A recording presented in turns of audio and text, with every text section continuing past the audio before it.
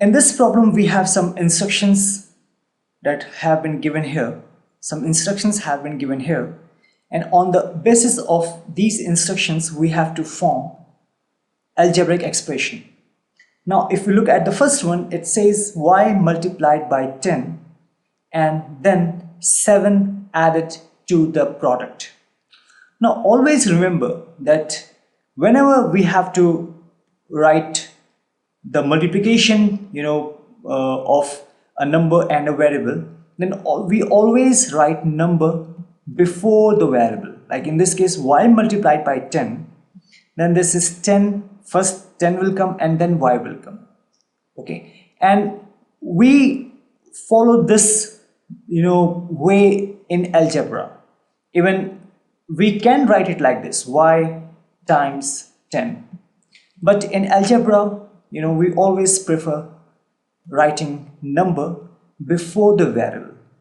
So y multiplied by 10, so first you will write 10 and then y, and then 7 added to the product. So this is the product of y and 10, and you have added 7 to it. So this will be the answer. In the next one, x multiplied by 2 and then 1 subtracted from the product. So again, 2 will come before x. Why? Because as we said that in algebra, we always write the variable after the number. So 2 times x and then 1 subtracted from the product. So this is our product. You subtract 1 from it.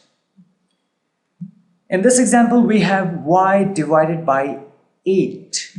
Y divided by 8. So y divided by 8.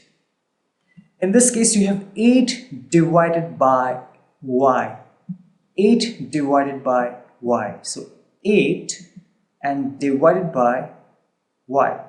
So can you see the difference in these two? It is y divided by 8 and this is 8 divided by y.